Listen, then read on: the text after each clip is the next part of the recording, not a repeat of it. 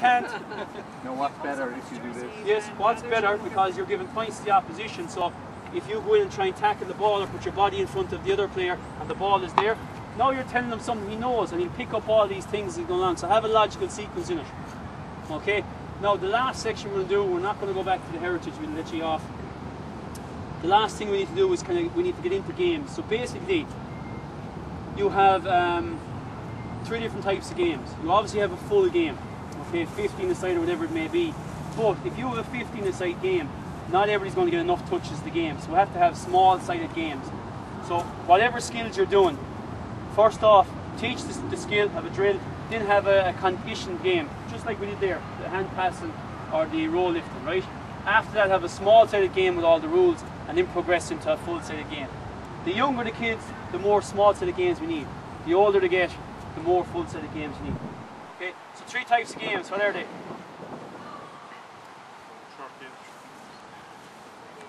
Full games, yeah, that's the last thing we do. Small-sided games, that's the second thing we do. What's the first type of games we do? Fun games. Conditioned fun games, okay? That's the first thing we do.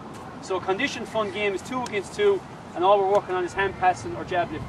Then we go into small-sided games with more skills in it, and then we go into full-sided games. Okay? And that's how you plan your coaching session as well. Right? Okay. Any questions on any of those?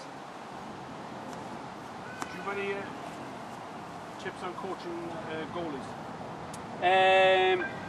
General rule with goalies, they do all the same skills as everybody first, and then they go into sport specific. So a goalie needs to be very agile across the post, need to work on their strike, they need to do block and stuff. Generally, if you have a big game, Pat, or a small-sided game, or a full game, your goalie is idle for an awful lot of it. So you need to keep him occupied. So the goalie should be doing loads of skill work. If you're not getting enough touches, you should be doing loads of skill work. Right? So if your goalie was here, right? If your goalie was here and you were having a match, small-sided game, I'd have somebody beside him throwing the ball to them the whole time. And next thing, they stop and the game is on and they're in the full game. They make a save, they hit a puck out, and then they're going back to the guy at the side. Somebody might be injured or an older player, and they're working on a ball, they're hand passing it, they're striking it back, they're working the skills. Just basically all the fundamentals, your ABCs and all that kind of stuff, the RJTs, and do them in around the small-sided game. Your goalie doesn't have to make a 40-yard dash.